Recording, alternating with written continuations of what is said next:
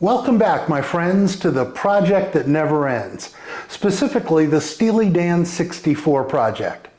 This is where I share my personal ranking of the 64 songs released by the musical powerhouse known as Steely Dan during their classic period from 1972 to 1980. My foundational premise is this: not one of these 64 songs sucks, but I do enjoy some more than others. This video begins our consideration of the uppermost quarter of the Steely Dan catalog. These are the songs I've ranked from 16 through 13. Hi there, Swan Shadow here. This is The Nest, and I am delighted to have you in it.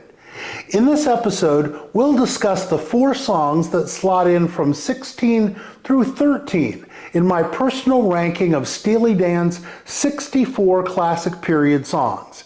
If you're new here and want to find out what we've covered already, there are links to the previous videos in this series in the description below. As always, I want to preface the conversation by saying this. This ranking is strictly a representation of one person's opinions about these songs, coming from someone, myself, who's been an avid Steely Dan fan since the 1970s. Your evaluation of and opinions about these songs can, will, and indeed should be different from mine. As one of my college journalism professors once said, objectivity is a myth. So let's do this thing. Number 16 in our countdown is Night by Night, the second track on Steely Dan's third album, Pretzel Logic, released in 1974. Night by Night has always struck me as the ideal theme song for a cool neo-noir detective film set in the 1970s. It just has that vibe. Whenever I listen to this tune, I envision a flinty-eyed tough guy wearing an impeccably tailored dark suit over a leather shoulder holster, driving a black Buick Electra 225, what we used to call a deuce and a quarter back in the day, down a rain-slick, neon-glossy Sunset Boulevard. And his hair? Perfect.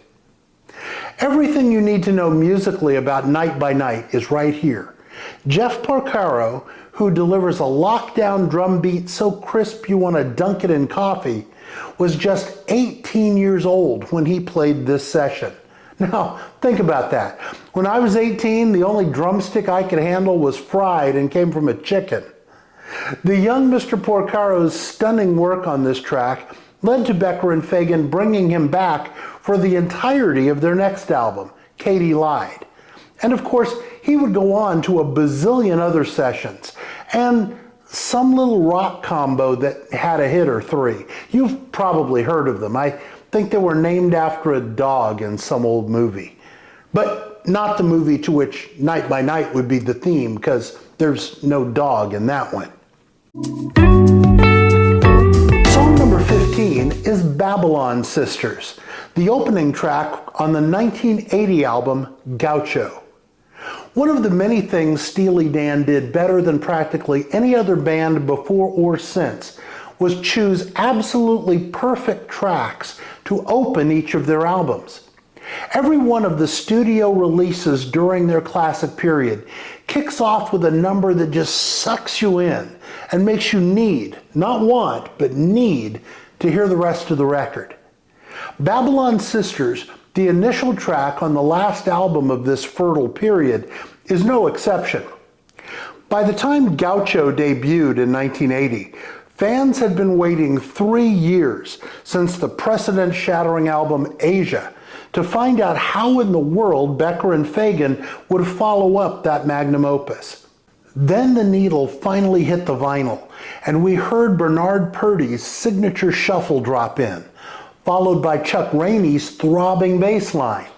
Then that almost mystically gliding electric piano riff by Don Grolnick.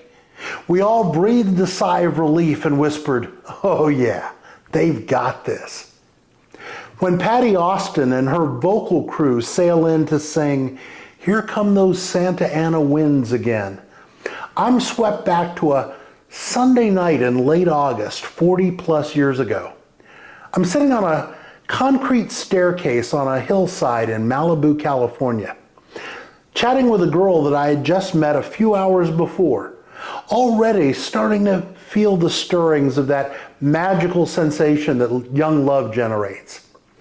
As we sit and talk, a warm, stiff breeze blows in from the southwest off the Mojave Desert. My companion, a native of the Pacific Northwest who was brand new to Southern California, wondered aloud where that weirdly hot wind was coming from. And I explained to her what a Santa Ana wind is. That young woman would hear a lot of Steely Dan in the weeks and months that followed. Song number 14 is Pretzel Logic, track number 8 and the title song from the 1974 album Pretzel Logic. I have never met Napoleon, but I plan to find the time. 'Cause he looked so fine upon that hill. They told me he was lonely. He's lonely still. Part of the joy of listening to Steely Dan, at least for me, comes from attempting to decipher Becker and Fagen's often cryptic, convoluted lyrics. In this particular instance, however, they tell us out front that there's no point in trying to figure out what they're saying. The name of the song is Pretzel Logic. Now, I'm reasonably certain that the boys from Bard had something in mind when they wrote this, but all these decades later, I still have no idea what that something is. Donald Fagen once stated that the song is about time travel, to which I can only say, okay. This bluesy track, somewhat unusual in the Steely Dan canon, which tends to tilt more toward jazz than blues in terms of influences, finds Walter Becker playing lead guitar for the first time on a Steely Dan album. Prior to this, Becker primarily played bass, while Denny Dias and Jeff "Skunk" Baxter handled the guitar chores. As a guitarist, Becker lacks Baxter's flash and Dias's crystalline technique. But when he steps forward to grind out a solo, he delivers it with this melancholy soulfulness that really packs an emotional punch. Here, he leans into the blues without leaving his more experimental predilections behind entirely. It's a truly beautiful piece of guitar work. It's worth noting that Pretzel Logic offers, in my estimation, one of Donald Fagen's finest vocal performances.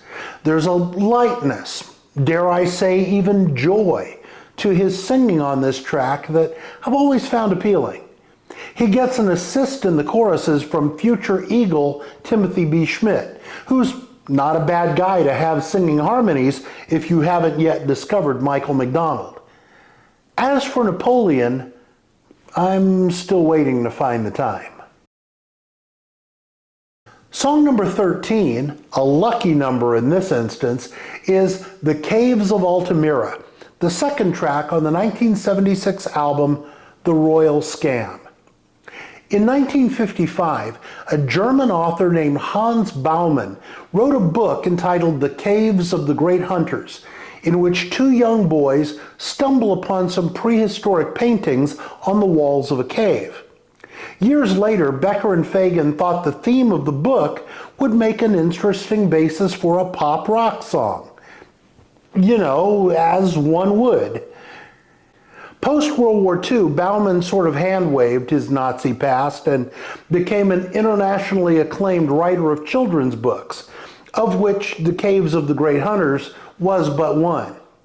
This is not to suggest in any way that there's anything even remotely fascist about this song. It's just that, well, life is complicated. Anyway, about the song itself. As we've seen in the posts leading up to this one, Steely Dan's catalog teems with fascinating deep cuts. The Caves of Altamira is a brilliant example of a Steely Dan song that most casual listeners aren't familiar with, but that everyone should be. Not only is the lyrical subject matter unique, quick, Name all the other songs you can think of that use Paleolithic cave art as a metaphor for fleeting youth. Yeah, that's what I thought. But the music itself is glorious. Few straight-up rock bands have used horns as effectively as Steely Dan does here, without diving directly into the cheese plate.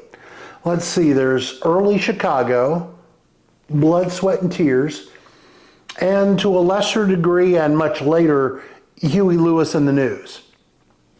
But just listen to the way Chuck Findley's trumpet flourishes, soars, and swings. And at a time when saxophone solos were everywhere on the pop charts, few of them were as economical and as tasteful as the one John Clemmer lays down here. Incidentally, the caves of Altamira, along with others throughout northern Spain, were designated a World Heritage Site by UNESCO in 1985. I'm not saying that this song had anything to do with that. I am saying I'm sure it didn't hurt. Up ahead, we soar into the dynamic dozen at the top of the leaderboard. Our next episode will focus on the songs beginning at number 12, going up to number 9. When that video is posted, you'll find a link in the description below. But hey, before you check out that one, please take a second to tap the thumbs up to like this video right here. And you know, you might as well subscribe to the channel and punch the notification bell. All of that helps with the YouTube algorithm, which ultimately makes it easier for other fans of this music to find their way here. So, great appreciation to you for helping out. Until next time, be well, stay steely, and hey, is there gas in the car? Yes, there's gas in the car.